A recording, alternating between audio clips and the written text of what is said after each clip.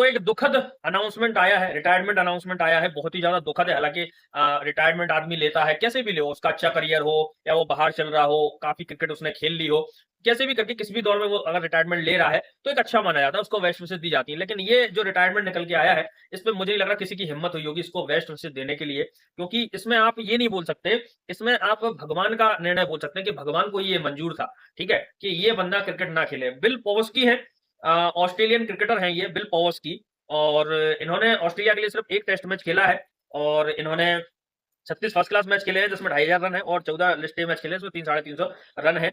इन्होंने रिटायरमेंट ले लिया, और रीजन सुनकर आप चौंक जाएंगे कि इन्होंने रिटायरमेंट क्यों लिया। इनके रिटायरमेंट लेने की वजह क्या है? इनके रिटायरमेंट लेने की वजह है मल्टीपल कंकशन।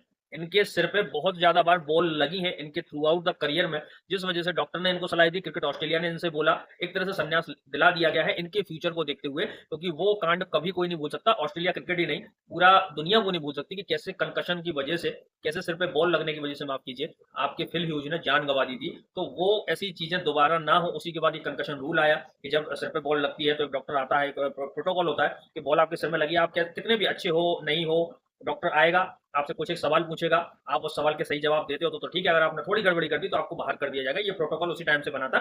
इनके साथ बहुत ज्यादा मल्टीपल कंकशन हुए हैं, जो मैं आपको ये अंदर की चीजें मैं बता रहा हूँ, ये आपको कहीं देखने को नहीं मिलेगा, इसलिए मैं बोलता हूँ। ऐसी चीजों के लिए इतनी मेहनत करते हैं हम, कहाँ कहाँ से ढूंढ के लाते हैं। चैनल को सब्सक्राइब कर दें, जल्दी से जल्दी 500 तो करा दो मेरे भाई, 1000 की तो बाद में बात करेंगे। तो पहला इंस्टेंस इनका हुआ था हाई स्कूल फुटबॉल मैच में, जब ये छोटे थे बिल पॉवस्की, तो पहली बार इनका हाई स्कूल फुटबॉल मैच था, उसमें इनके सिर पे बॉल लगी थी। उसके बाद सेकंड इंस्टांस इनका हुआ था during cricket training in nets, nets में क्रिकेट ट्रेनिंग बचपन में ही जब ये खेल रहे थे तब इनके सर पे बॉल लगी थी। तीसरा इनके साथ इंसिडेंट हुआ था banged head on our door at home, घर में ये घर के दरवाजे में इनका सर लग गया था। उसके बाद आते हैं फरवरी 2017 में, took blow while fielding on first class debut, जब उन्होंने फर्स्ट क्लास डेब्यू किया था तो फील्डिंग के दौरान इनके सिर पे चोट लगी थी।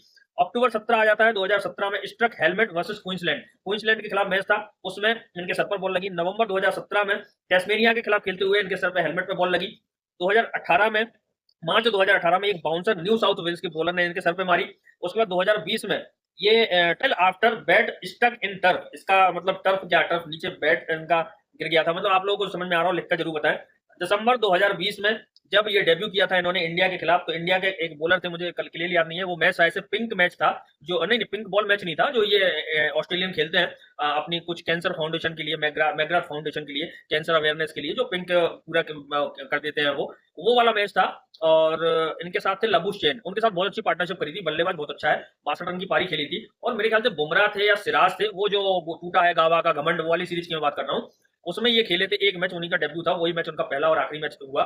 उसमें इनको एक बाउंसर लगी थी। उसके बाद आता है अक्टूबर 2021, एक बार फिर से नेट्स पे प्रैक्टिस करते हुए इनके हेलमेट पे बॉल लगी। और फरवरी 2022 वॉलीबॉल खेलते हुए इनके सर में चोट आई। जनवरी 2024 इसी साल की बात है, हेलमेट में साउथ ऑस्ट्रेलिया के खिलाफ खेलते हुए इनके बॉल लगी। और मार्च 2024 में हेलमेट पे एक बार फिर से बॉल लगी, जिन सबको देखते हुए क्रिकेट ऑस्ट्रेलिया ने इनसे बोला, और साथ ही साथ इनके डॉक्टर्स ने भी बोला कि बहुत ज्यादा इनके सिर पे चोट लग चुकी है, अगर आगे कुछ ऐसा हो जाता है, ठीक है, तो मे भी इतनी बार लग चुकी है तो वो चीज होती रहती है, तो वो दिमाग में आता है कुछ दुर्घटना ना घटे, उस हिसाब से डिसीजन लिया गया है और उन्होंने अपने क्रिकेट करियर से रिटायरमेंट का अनाउंसमेंट कर दिया। और ये पहली बार नहीं हुआ है कि 26 साल की उम्र में किसी क्रिकेटर ने जो है वो रिटायरमेंट लिया। उससे पहले भी मुझे एक याद आता है, इंग्लैंड का बहुत अच्छा प्लेयर था, छोटी हाइट का, टेलर कुछ नाम था उसका, टिम टेलर था, जिम टेलर था, जेम्स टेलर था, क्या नाम था मुझे नहीं पता, टेलर था, और छोटे से कद का था, मतलब अगर वो खेलने जाएगा ना तो ये समझ लो वो उसने किसके साथ, एलिस्टर कुक के साथ एक ओपन किया था, तो एलिस्टर कुक यहाँ लग रहा था, वो बिल्कुल उसके कमर पे लग रहा था, बहुत प्यारी शॉट खेलता था, उसके दिल में छेद था, तो इस वजह से उसको क्रिकेट छोड़नी पड़ी। और इंग्लैंड का ही एक और विकेट कीपर बैट्समैन था, मैं बड़ा जबरदस्त फैन बन गया था उसका,